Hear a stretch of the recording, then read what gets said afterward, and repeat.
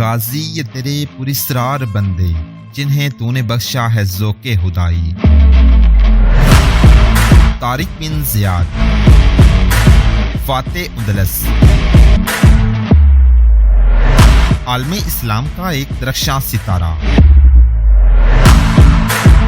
اس جوان سال سپاہی سالار کی بدولت مسلمانوں نے اندلس اور اسپین پر 800 سال حکومت کی۔ داستان کی طرف بڑھنے سے پہلے آپ سے گزارش ہے کہ ہمارے چینل گلوبل نالج کو سبسکرائب کریں تاکہ ہر نیو آنے والی ویڈیو کا نوٹیفیکیشن آپ کو مل سکے۔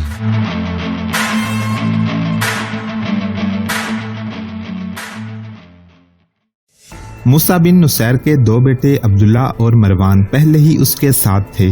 اس کا سب سے بڑا بیٹا عبدالعزیز تھا جسے وہ قائم مقام امیر افریقہ بنا آیا تھا۔ اس نے اندلس میں آ کر دیکھا کہ جس شہر کو فتح کر کے آگے چلے جاتے ہیں وہاں بغاوت کی چنگاری سلگنے لگتی ہے اور اسے سرد کرنے کے لیے پھر وہاں فوج بھیجنی پڑتی ہے۔ اس نے محسوس کیا کہ اپنے تیسرے بیٹے کو بھی اندلس میں بلا لے تو اس نے اسے بلا لیا۔ اس وقت موسیٰ بن نصیر مریدہ کی طرف پیش قدمی کر رہا تھا۔ اس کے جاسوس پہلے ہی مریدہ شہر میں چلے گئے تھے اور انہوں نے واپس آ کر اس شہر کی تاریخ سنا دی تھی۔ شہر پناہ کے اندر کا پورا نقشہ اور دفاعی انتظامات کی تفصیل سنا دی تھی۔ مریدہ اندلس کا ایک عظیم و شان شہر تھا اور یہ دارالحکومت طولیتا سے زیادہ خوبصورت تھا۔ اس کی دلچسپی کے حالق رومی تھے۔ انہوں نے ایسی پرشکو عمارتیں بنائی تھیں جو فن تعمیر کا شاہکار تھیں۔ آج ان کے کھنڈرات بھی اپنی عظمت کے دعوے دار اور حقدار ہیں۔ روم کے شہنشاہ آگسٹن نے تو اس شہر کی خوبصورتی میں اتنا اضافہ کیا تھا جیسے یہی اس کی زندگی کا مشن تھا۔ خوبصورتی کے لحاظ سے ہی نہیں، رومی بادشاہوں نے دفاع کے لحاظ سے بھی اس شہر کو غیر معمولی طور پر مضبوط بنایا تھا۔ شہر کی طرف دیواریں ہی مضبوط نہیں بنائی گئی تھیں بلکہ فوج کو ایسی ٹریننگ دی تھی کہ کوئی طاقتور حملہ آور بھی شہر کو محاصرے میں نہیں لے سکتا تھا۔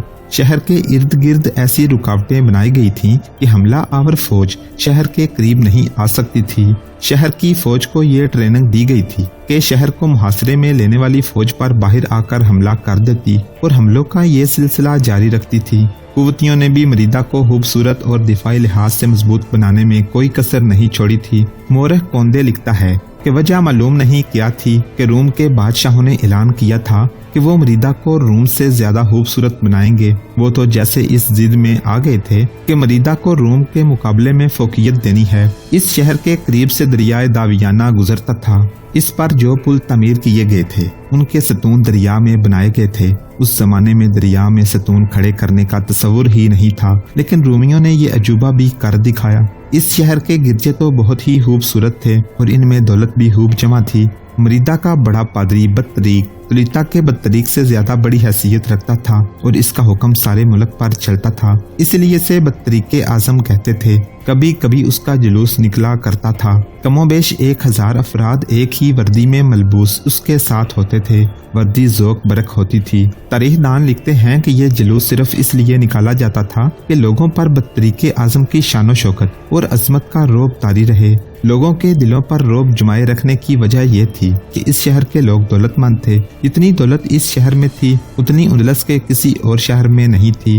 بطریق اعظم ان دولت مندوں سے پیسہ بٹورتا رہتا تھا۔ کیا ان لوگوں میں لڑنے کا جذبہ بھی ہے؟ موسیٰ بن نصیر نے اپنے جاسوسوں سے پوچھا اور خود ہی کہا، نہیں ہوگا۔ لوگوں کے پاس ایک ہی چیز ہوتی ہے، دولت یا جذبہ۔ دولت عیش و عشرت کی طرف لے جاتی ہے۔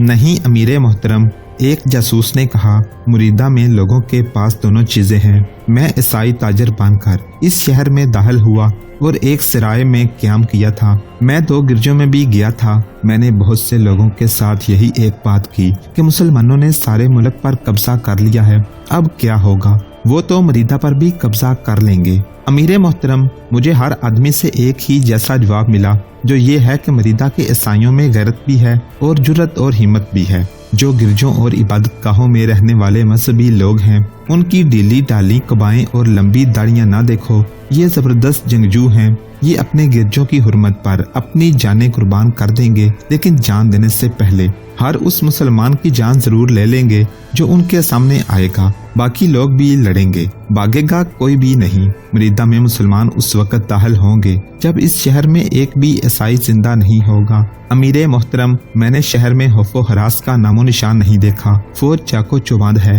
और ये फौज बाहर आकर लड़ेगी। शहर में दौलत बेअंदाज है, लेकिन ऐशो इशरत का किसी को ख्याल नहीं। बदतरीके आजम ने लोगों को मुसलमानों के खिलाफ आग बगोला कर रखा है। मूसा बिन नुसैर जब इस आखिरी पड़ाव से मरीदा की तरफ कूच करने लगा तो उसने अपने लश्कर से खिताब किया। उसकी तकरीर बड़ी जोशीली थी, जिसने लश्कर के हौसले और जज्बे में नई रूह फूंक दी। कूच के दौरान मूसा के तीनों बेटे उसके साथ थे। उसने तीनों बेटों की तरफ बारी बारी देखा। मेरे अजीज बेटो, उसने कहा, मेरी बातें गौर से सुनते चलो और मेरी हर बात को वसीयत समझना। मेरी उम्र देखो, मेरा जिस्म जवाब दे गया है। ये रूहानी कुव्वत है जो मुझे यहाँ ले आई है और लड़ा रही है। तुम जानते हो मैंने कितनी लड़ाइयाँ लड़ी हैं। आधी से ज्यादा उम्र मैदान जंग में कूच और पेशकदमी में गुजरी है।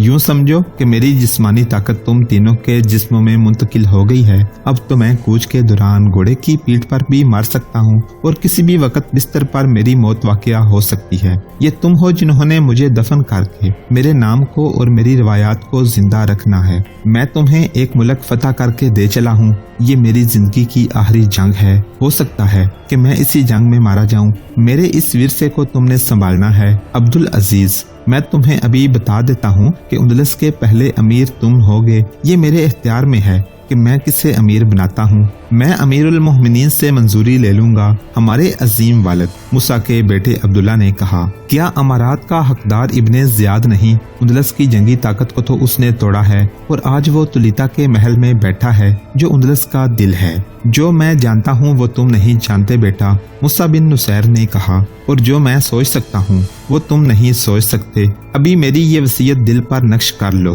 कि मैदान हो या मुहासरा, पीठ नहीं दिखानी।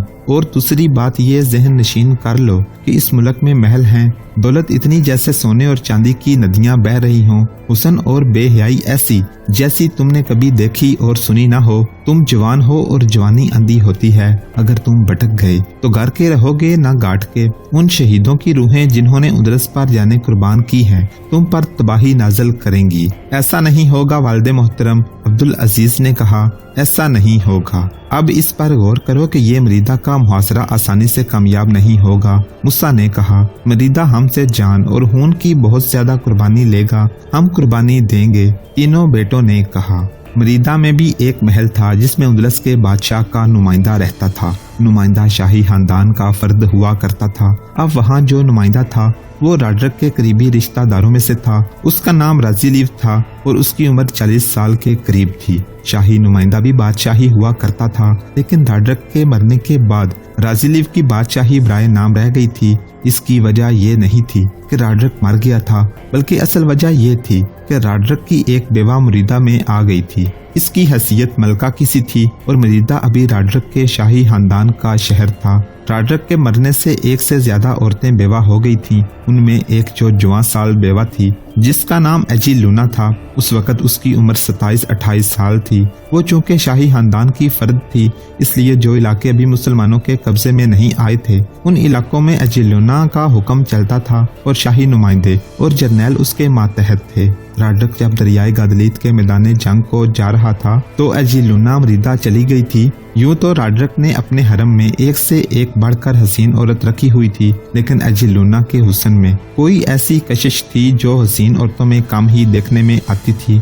आगे चलकर यानी राड्रक के मरने के बाद एजी लूना ने बल्कि उसके गैर मामूली हुस्न ने ऐसी तारीखी हैसियत हासिल कर ली थी कि तकरीबन तमाम मोरहों ने उसका जिक्र तफसील से किया है। वो लिखते हैं कि इस औरत के हुस्न में कोई खसूसी कशिश तो थी, लेकिन इसके बोलने के अंदाज में और उसके नाजो अंदाज में और उसकी चाल ढाल में तिलिस्माती सा असर था। तारीखों में आया है कि वो जुबान से कम और आंखों से ज्यादा बोलती थी और ज्यादा पुर असर वो तबस्सुम था जो हर वक्त उसके होंठों पर रहता था। बाज मोरहों ने लिखा है कि उसकी माँ यहूदन थी और बाज ने उसकी माँ को यूनानी ईसाई लिखा है।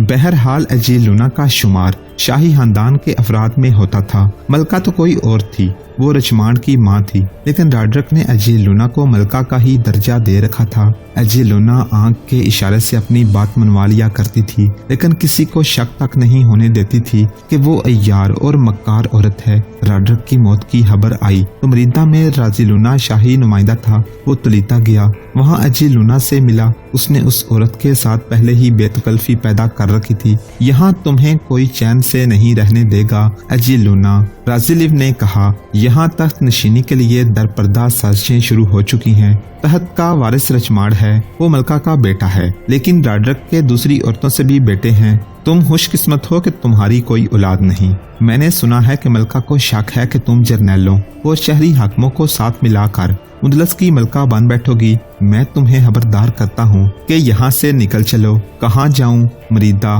राज़िलिव ने जवाब दिया, मेरे साथ चलो। वहाँ क्या होगा? एजिलूना ने पूछा। वहाँ मेरी हैसियत क्या होगी? वहाँ तो मलका होगी। राज़िलिव ने जवाब दिया, मैं तुम्हारे साथ हूँगा। अगर तुम कोई और ख्वाब देख रही हो तो वो इस दिल से उतार दो। मुदलस की बादशाही को मुसलमानों ने तोड़ फोड़ दिया है। राड्रक मारा गया है। हमारी जंगी ताकत रेजा रेजा हो चुकी है। मुसलमानों का रुख तुलिता की तरफ है। अब हम में जो यहाँ से वहाँ का बादशाह होगा। हम दोनों शाही खानदान के अफराद हैं। हम मरीदा में अपनी खुद मुख्तार हुकूमत बनाएंगे। मरीदा का दिफा बहुत मजबूत है। वहाँ की फौज बहुत ताकतवर है। आहिस्ता आहिस्ता अपनी बादशाही को फैलाएंगे। मरीदा हमारा मजहबी मरकज है। मरीदा अल-बत्तरीके आजम की गद्दी है। तुम में ये खूबी मौजूद है कि बत्तरीके आजम को अपनी मुट्ठी में ले सकती हो। तुम कलीसा को अपने ताबे कर सकती हो। मत सोचो, कुछ भी ना सोचो, बस मेरे साथ चलो। अगले ही रोज एजिलूना ने अपना सामान घोड़ा गाड़ियों में रखवाया। उसे किसी ने ना रोका।